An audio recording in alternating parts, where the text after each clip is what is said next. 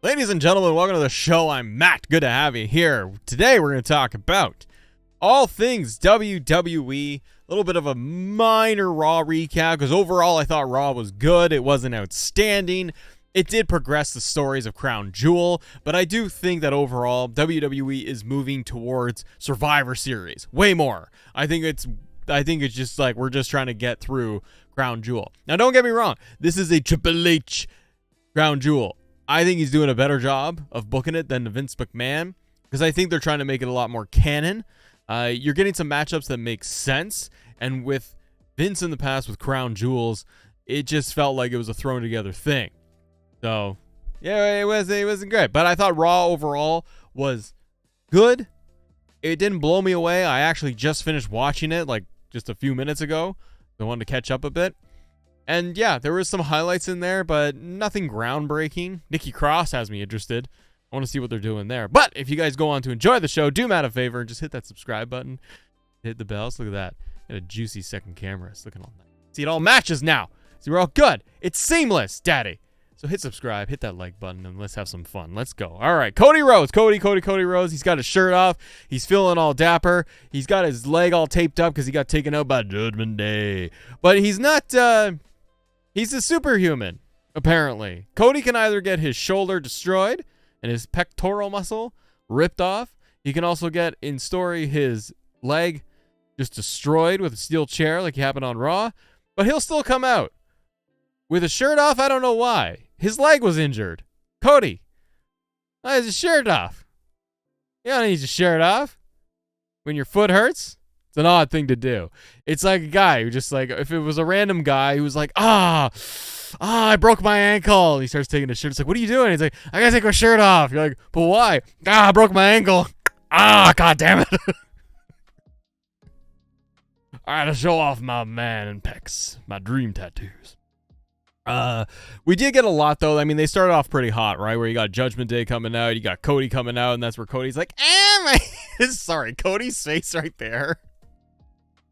Oh, I can't zoom in. Cody's face right there is screaming like, my leg. Oh, no. It's more of a shin than anything else. No, why you hurt me? There, Kadar. That's your entertainment for the day.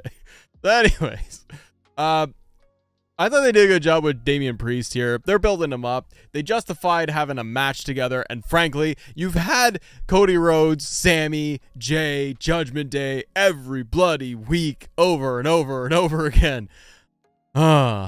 This time, they opened up with Judgment Day, of course. But we're finally going to get Cody in a one-on-one match. Interesting. He doesn't wrestle that much. So we're going to get Cody one-on-one against Damian Priest at Crown Jewel. It makes sense that they put him in a one-on-one match because the Judgment Day is always in tag matches. So I'm super happy that they're doing this, that it's not just going to be another tag team match. Now you got this flipping JD don't know what to do McDonough over here. Is he in Judgment Day? Is he out of Judgment Day? He doesn't even know. They keep talking about how he's grounded and like he's like not allowed to fight, and Cody's lying there going, "Ow!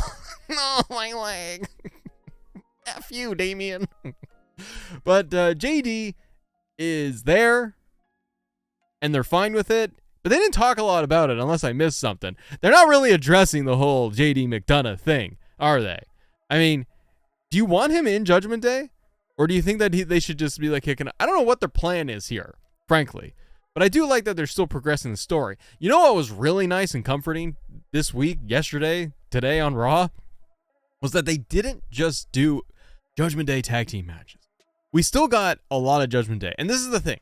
I get it. They're a popular act. I'm sure all their ratings support that Judgment Day is very, very popular. So put them on TV like Bloodline. But I'm getting a little weary.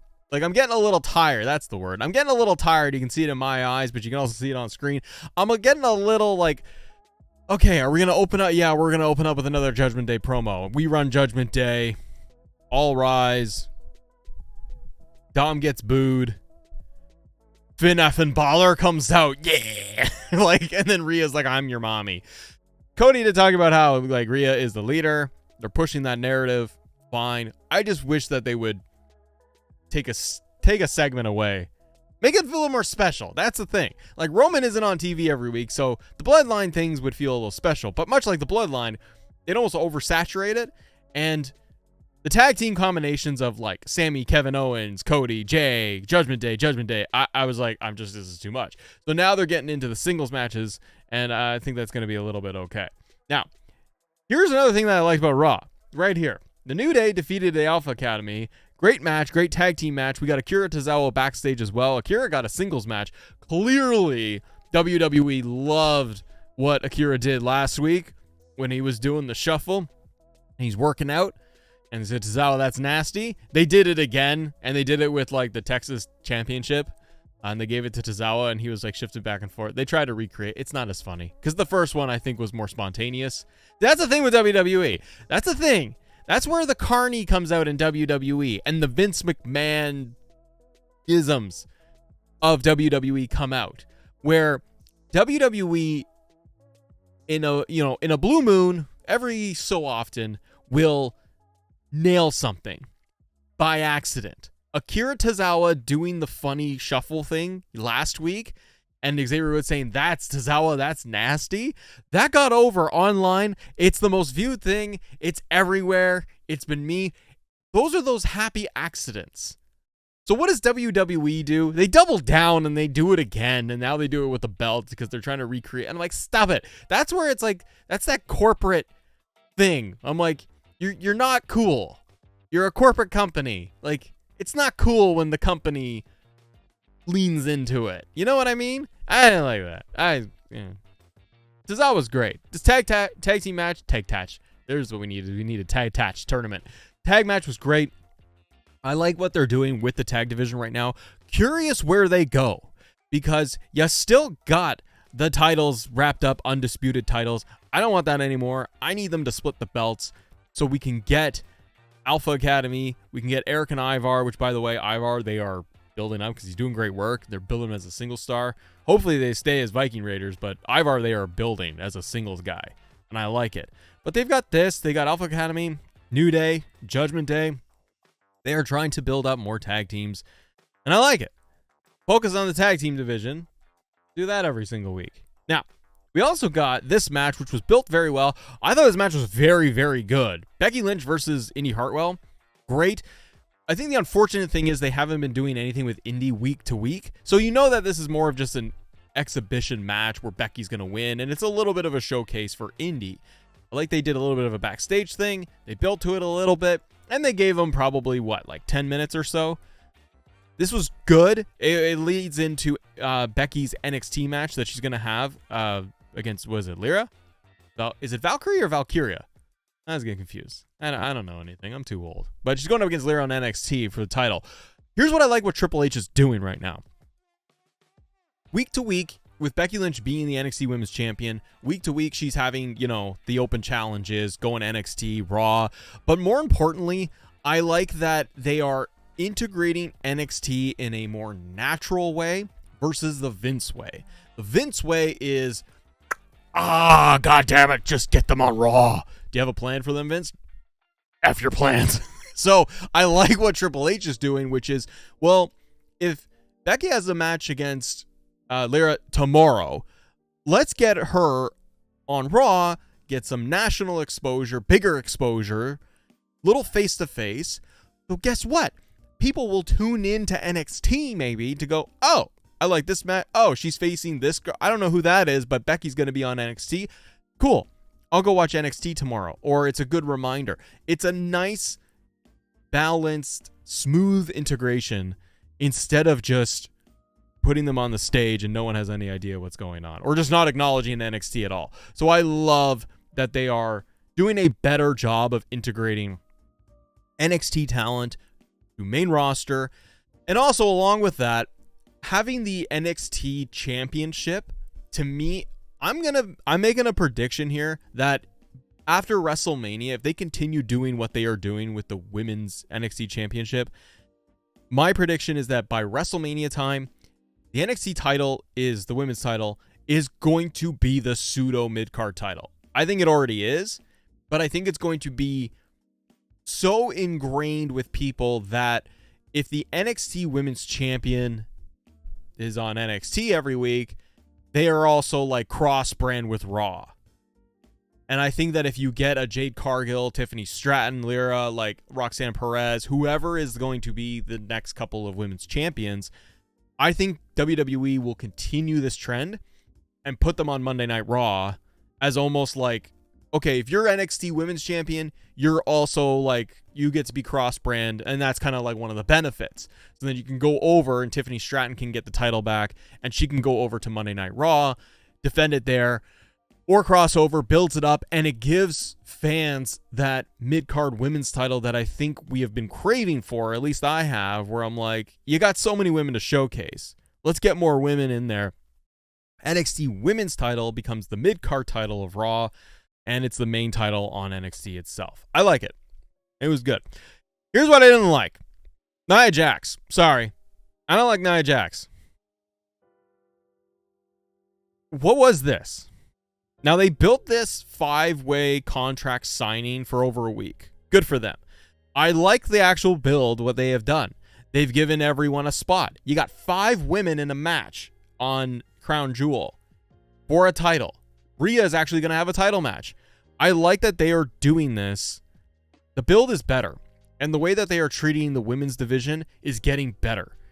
Like, there's women's matches all over the program, all over the card. Multiple women are in multiple segments, even with Raw last night. This thing, it was fine.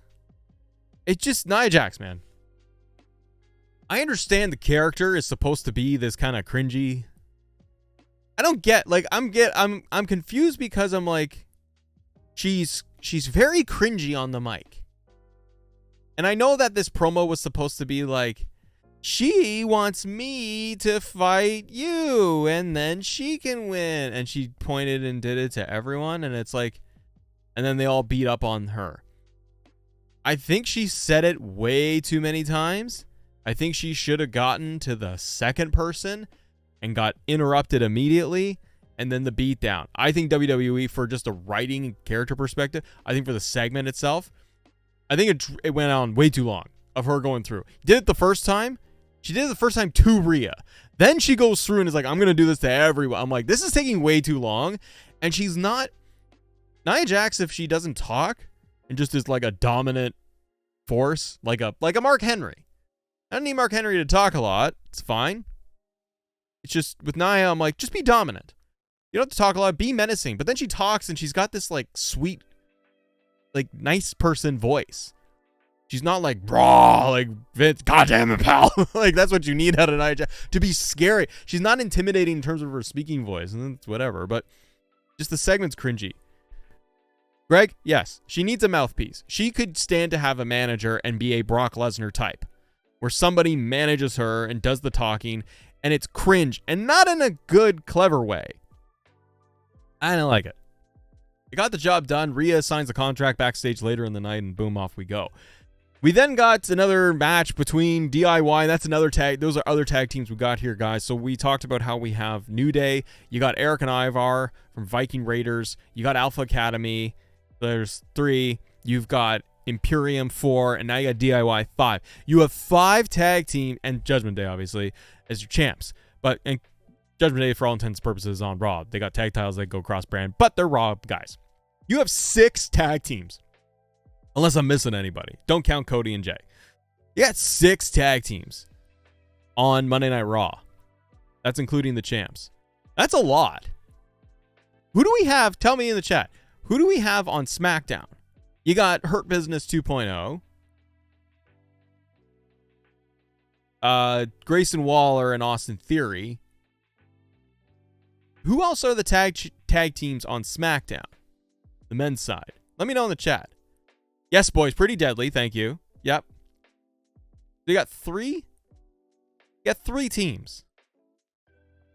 Yeah. Pretty Deadly. Grayson Waller with Austin Theory. Oh, excuse me. Brawling Brutes. LWO. Yeah. But they don't tag. OC. Thank you, Misfits. Yep. Okay, I'm wrong. You got 5 there, right? And 6. Sorry, 6. You got in the Street Business. So you got like 6 teams. So you got 6 and 6. Jimmy and Solo, I'll give it to you, Jamari. We'll throw Jimmy and Solo in there because any given day they could put them in as the tag team. So my point is, you got 6 on both sides, 6 to 7 on both sides of the brands. That's a lot of teams. Not to mention anybody else they call up, any tag team acts that they call up from NXT or anything like that. But like on average, like 6 to 7 teams for each brand. That's where I need them to split the belts, man, because it's getting crazy in here, and no one could fight for anything is the point. I'm glad DIY is back together. You got Johnny Gargano beating up Giovanni Vinci, who he's just a henchman, so of course he beats him. But it wasn't a big deal. He hit the one final beat, DDT, and off we go. But like 1KQ said in the chat, thank you very much. Split all the titles. Split them. Stop doing the undisputed stuff. Maybe Triple H will do this after Survivor Series. Who knows? But I need them to split the belts. I'm a little done with it. I want to see like Pretty Deadly with SmackDown tag titles and run it over there. I want to see Alpha Academy with the tag titles. They're a lot of fun with Akira Tozawa now being kind of like the weirdo manager, third guy. I want new design tag belts. I think that they should represent each brand, like the World Tag Team Champions and the WWE Tag Team Champions.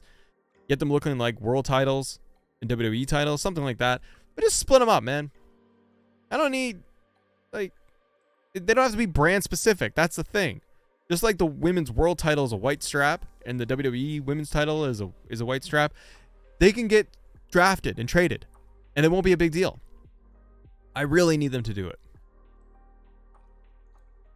Greg says, I uploaded the content damage shirt on Community Creations. Greg, thank you so much.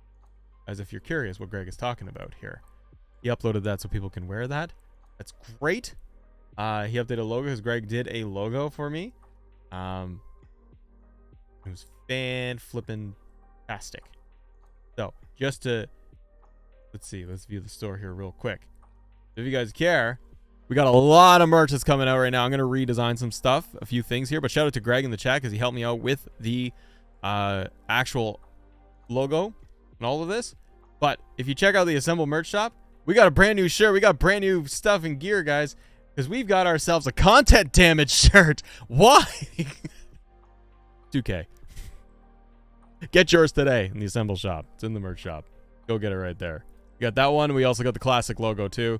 So if you don't want to have just the Assemble logo in there, boom shakalaka, you got content damage. You can rock that. And you could also get yourselves a friendly little mug, which I absolutely love. I love me a good mug. It's content damage, daddy. Content damage mugs. Symbol shop. Let's go. Then we got this thing. We've got the Dum Dum, Logan Paul.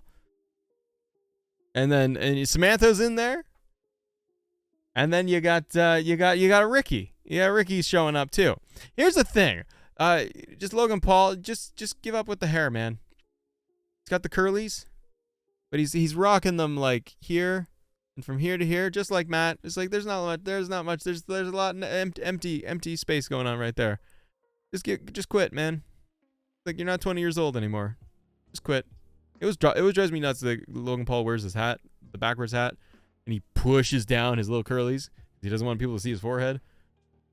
Like it's just silly. So, anyways, there's heat. You got heat with Dum Dum, and you got heat with Logan Paul being in there.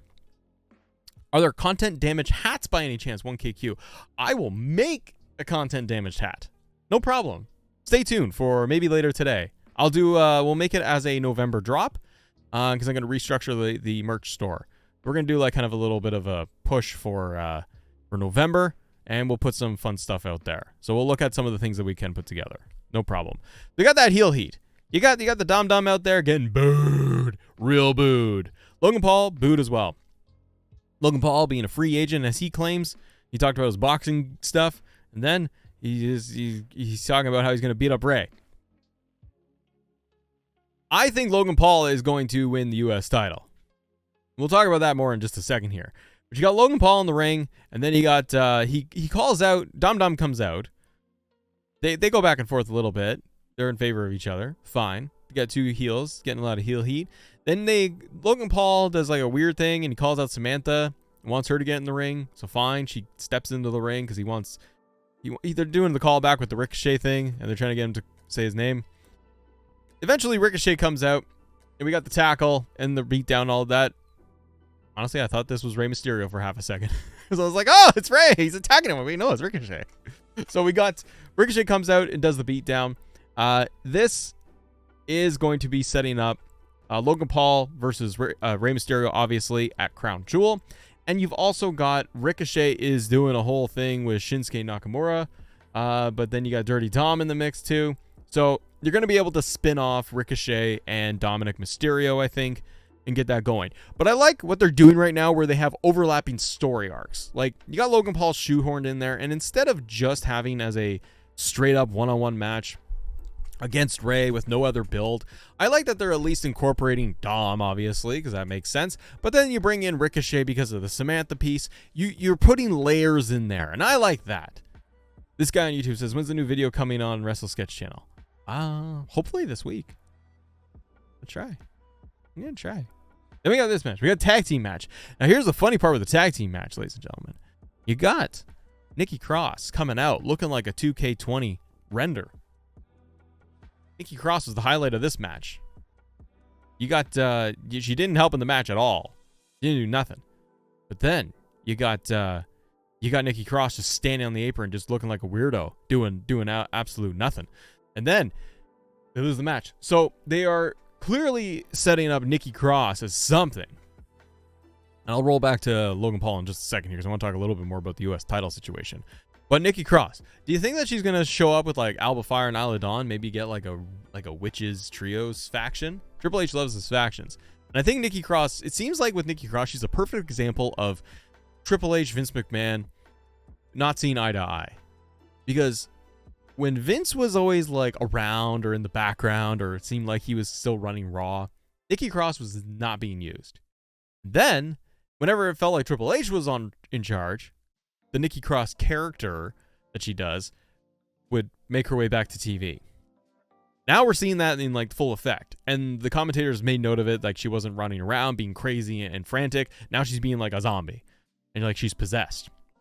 So I wonder if they're going to lean into the whole possessed angle and do it that way, and she goes with Alba Fire, Isla Dawn. I'd love to see that, but I do want to talk about the U.S. title a little bit more for a second here. Tony, $1.99 super chat. Thank you so much. Shout out to DJ Academics. Okay, great. Fantastic. Thank you, Tony, for your support. Shout out to the DJs. All the DJs. The U.S. title, though, I think, I really do think that Logan Paul is going to win this thing. We'll do our predictions here on the channel for Crown Jewel when we get closer. But I do think that, yeah, we are going to get Logan Paul winning that belt. The thing is that they haven't done much with the U.S. title, and it is a little bit of that belt that they can just kind of chuck around. They can put it on different people, and it's really not going to do any harm. It's not a world title. They had it on Austin Theory forever. Then they put it on Rey. And Rey and Santos have had some matches, and they're kind of teasing a little bit of Santos heel turn, but not really. They're slow burning that. And then they're getting, then you got Rey just walking around with it a lot, and you got this thing with Logan Paul. I'm okay with Logan Paul getting the belt. I think you get the exposure. If Logan Paul has a boxing match between when he wins the U.S. title and like even on the way to WrestleMania, it's just more exposure for WWE. Get him with a WWE belt, have it on his podcast, sitting there on the table every single day. It's great national exposure for WWE.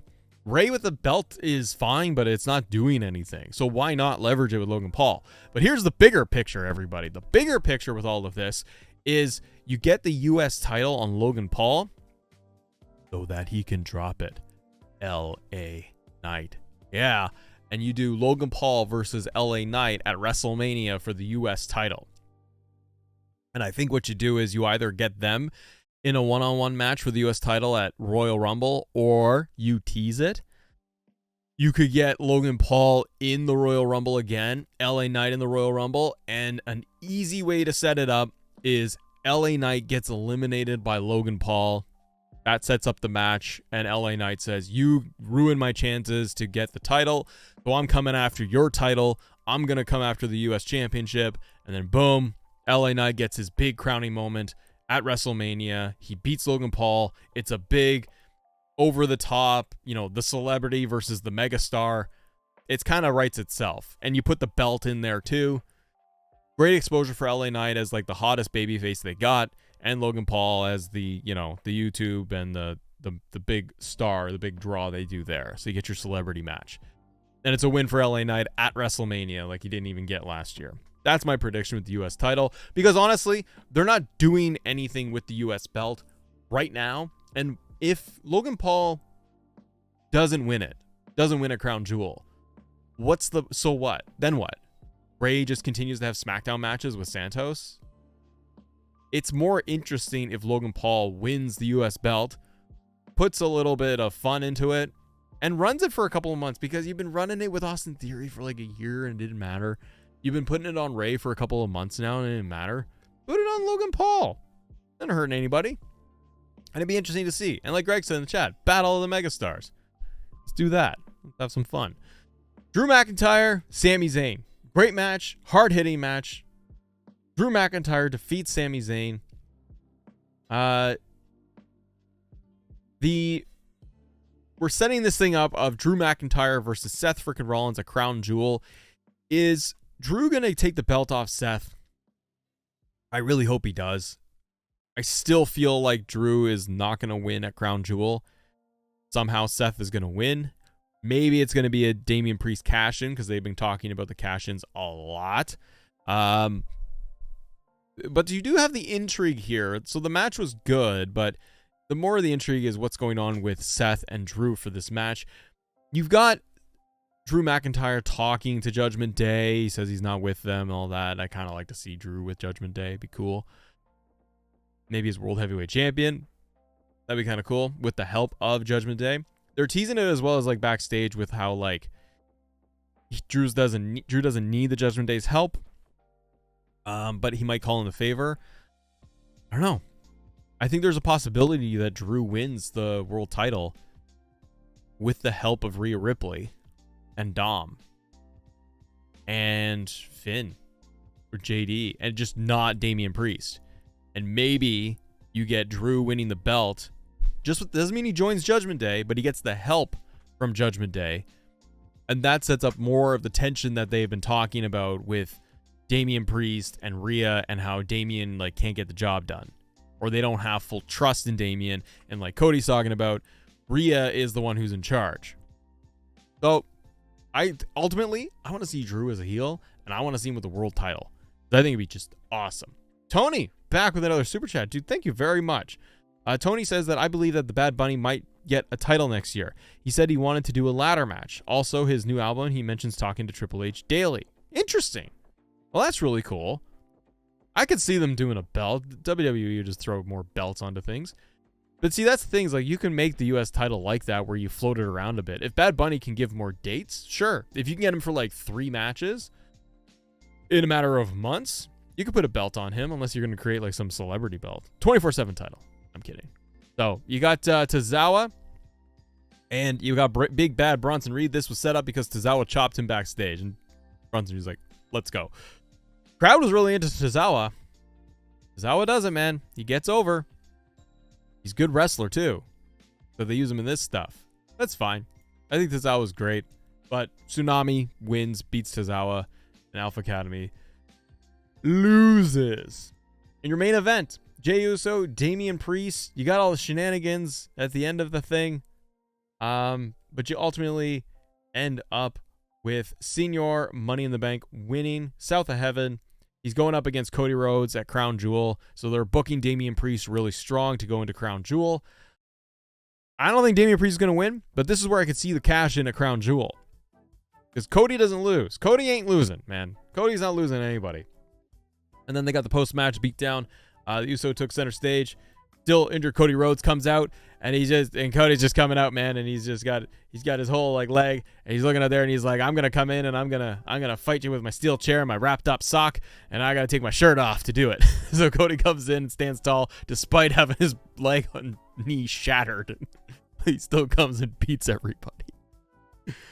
Oh man. So yeah, Raw overall good.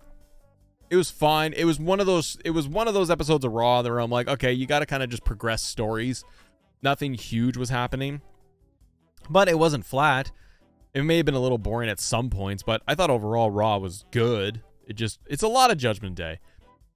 Yeah, D'Angelo, 7 out of 10. It was fine. It didn't peak. It didn't really lose my interest, but it didn't do anything where I was like, this is crazy. You did get the announcements of some of the matches, which is cool, but I'm just more curious about Crown Jewel, what they're going to do with things like Damian Priest's title. Will he cash it in? Rhea's not losing at Crown Jewel. Like, she's going to hold the belt till Mania. Logan Paul is an early prediction. I think he's going to beat Rey. So they're setting up Crown Jewel, and it'll be good. Anthony, I agree. I think it's just a little too much Judgment Day. Like, you're getting not only the promos at the beginning, they're ending the show.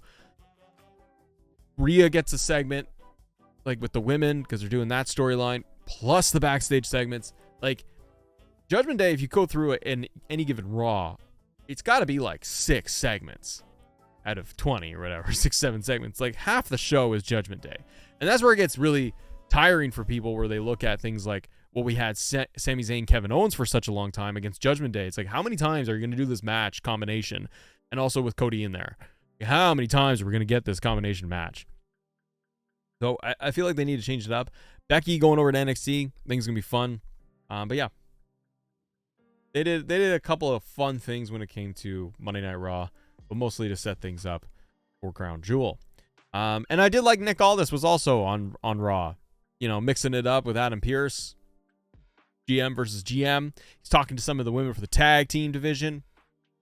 I wonder if you're going to see some trades, some drafts, a little bit of shakeups here and there. It'll be fun with Nick Aldis. You expected Cody to put his briefcase on, or to tell Damian to put his briefcase on the line? That could have worked.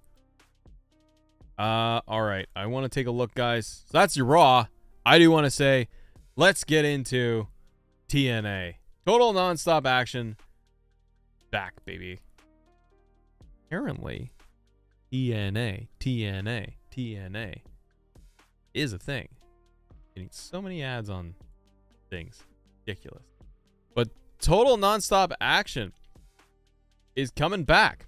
First new TNA era signing confirmed by Impact Wrestling. Starting on January 13, 2024, Impact Wrestling will be rebranded to TNA, as announced at Bound for Glory. Per the press release, the official first signing of the new era announced this morning by President Scott D'Amore.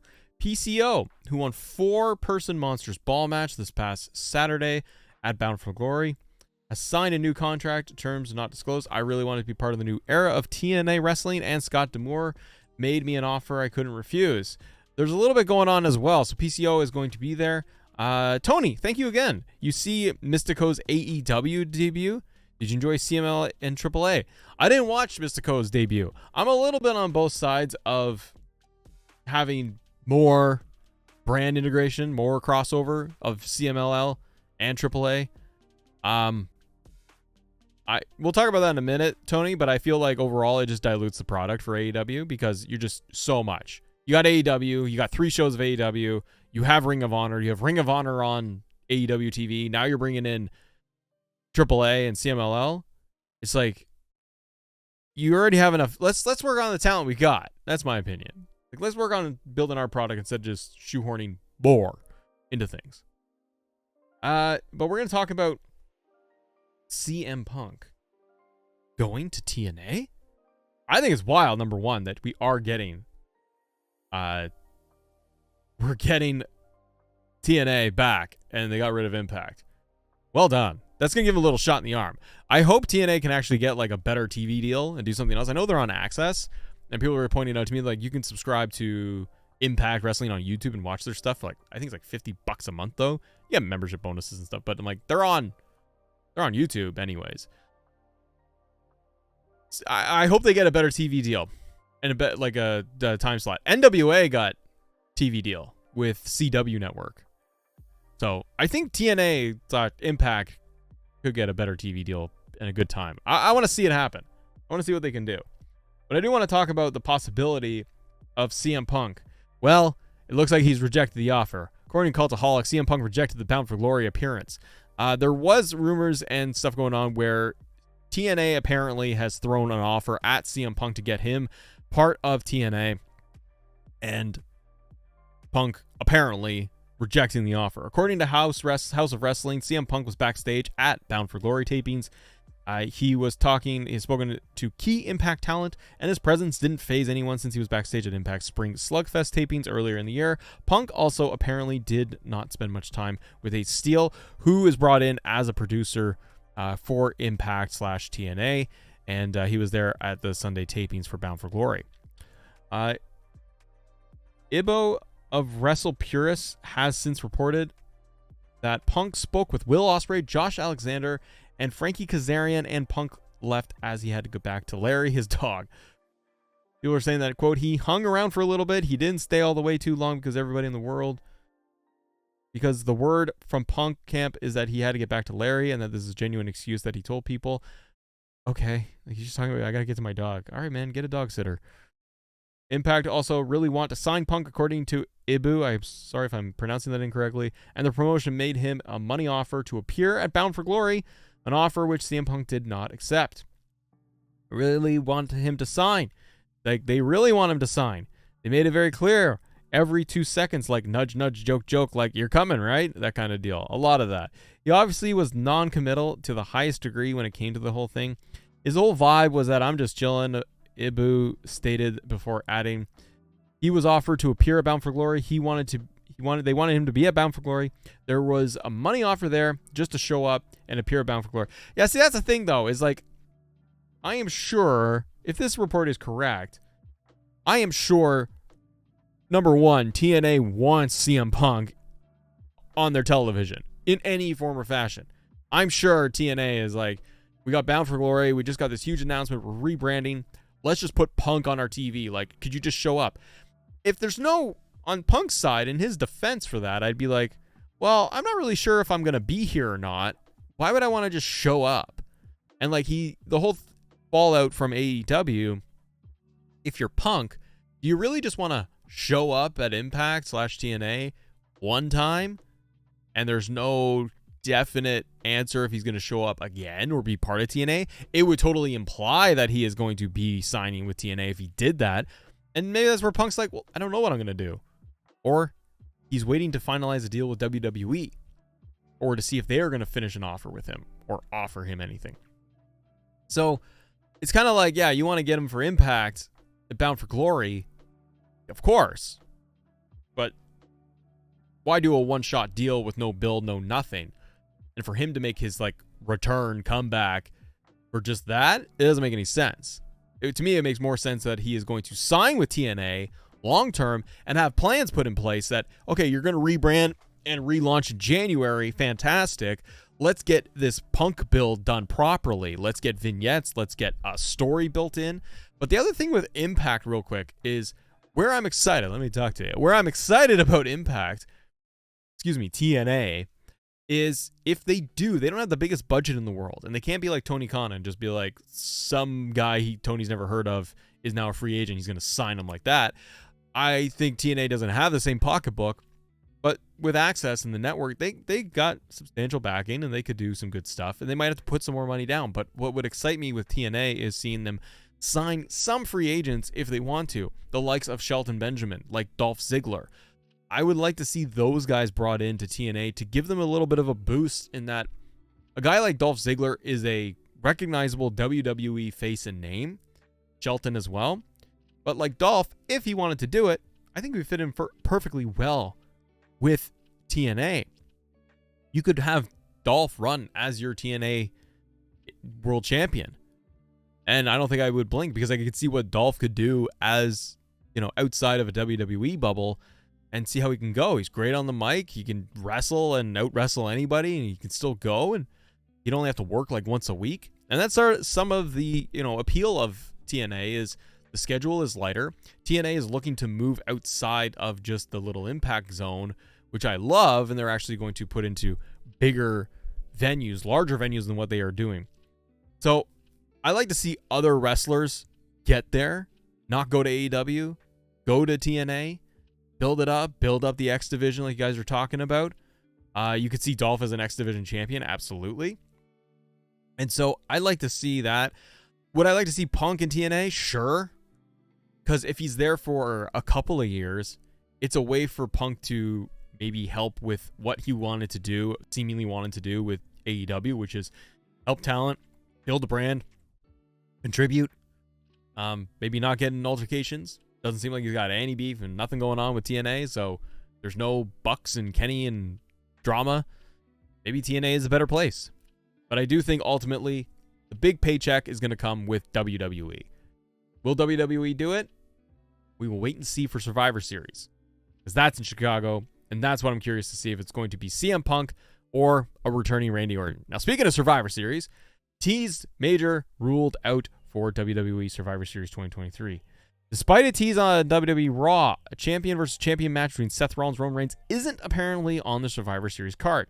During a backstage segment, Rhea offered her support to Seth to take him from just the world champion to the world champion. She would go on to say that while Judgment Day would have support of the Bloodline previously, alliances could change. Rollins said he wouldn't be interested in becoming anything like Roman. There had already been plenty for the Visionary to think about, especially with Damian Priest holding Money in the Bank. For many years in a row until last year, WWE held a brand versus brand, champion versus champion Survivor Series. But as Rollins versus Reigns November 25th this year, Dave Meltzer would speak, saying, "It's a good match, I love Kenny Omega, and I love Will Ospreay." No, he says, what? Where is this thing? No matches have been, I can tell you for sure, that's not on this year's Survivor Series. Thank you, Dave Meltzer. No matches have been announced for an upcoming event at the Allstate Arena in Chicago at this time of the writing. Yeah, well, thanks, Dave Meltzer, for that. I don't want to see champion versus champion, but what about you guys? For me, we've done it. We've done red versus blue brands. We don't need to see that. Let's just have Survivor Series be another show where you have interesting stories. If it requires a brand versus brand, this is the difference between Triple H and Vince. Triple H is booking for what the storylines require, not what the pay-per-view event branding is. And a great example of that is when Triple H got in charge originally, Hell in a Cell pay-per-view, gone.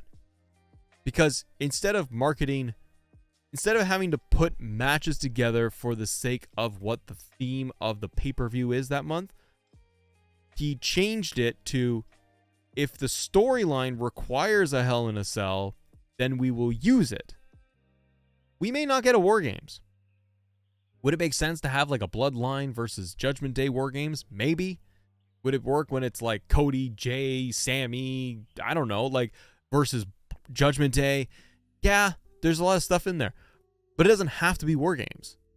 I think Triple H is going to I'm leaning towards Triple H making Survivor Series a proper pay-per-view, probably with some multi-man matches, maybe a traditional Survivor Series 5 versus 5. Again, it doesn't have to be War Games at Survivor Series. It makes sense, but right now, unless they get past Crown Jewel and they really elevate it, it may not happen. Now, you are getting Nick Aldis versus Adam Pearce, talking a lot, and I think they are setting something up for Survivor Series. We're going to see that week over week. So we do get some sort of brand versus brand confrontation. I don't want it to be the Vince style where it's like a week before the pay-per-view, before Survivor Series, there's a blue invasion. Triple H doesn't strike me as that guy. I think he's more inclined to go back to the days of Attitude Era where Survivor Series was like, we're having these multi-man matches because the feuds call for it. And they'll build to it with that. I just don't need to see a War Games for the sake of a War Games match. I just want to see them put on a better show and have it all make sense. I don't think Roman versus Seth makes no sense other than you just want to have red versus blue. And then what? You're going to beat Seth, or it's going to end in a schmoz, and what's the point of that? And the other thing that could be happening there, Greg, you mentioned, is what I was thinking. You could have NXT involved. They've been building NXT so much more. Becky Lynch is NXT Women's Champion. You could have just a three-way, and that's where you get your brand warfare thing of Becky versus Io versus Rhea in a triple threat match, all three titles represented. But once again, the problem there is like you want to keep all your champions strong, but someone's got to lose. You can't have schmozzy finishes all the time. So, I don't know. I just don't want to see champs versus champs all the time. I want them to do something different. An opportunity to do something different as well. And I don't need to see Seth versus Roman because it doesn't help either guy. We're just doing this one-off. That's a very Vince thing. Like, we'll just have this match because we're going to have this match. Now, the other thing they could do at Survivor Series is we could end up seeing the return of Randy Orton, or the re-debut, the return of CM Punk. Now, I could see Randy showing up. I could see Punk showing up. It's Chicago.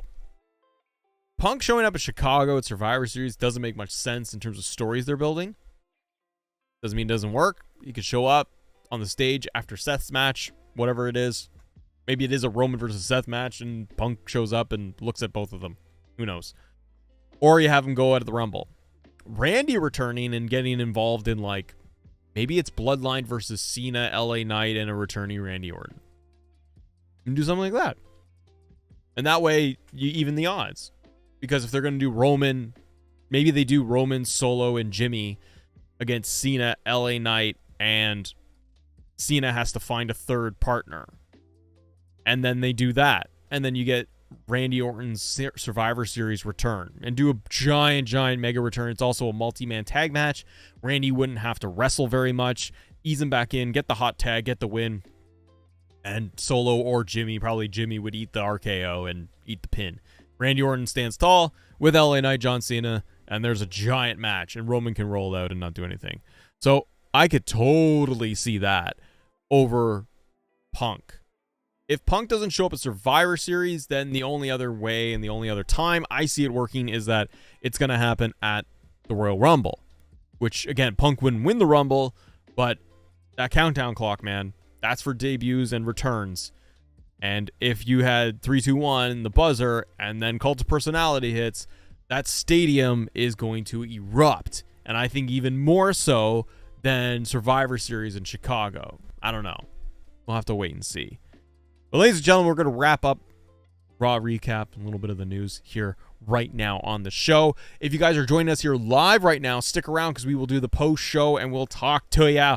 But if you guys are watching this on demand, thank you so much for watching. Hit subscribe, hit that like button. I will see you on the next one. Bye. Let me talk to him.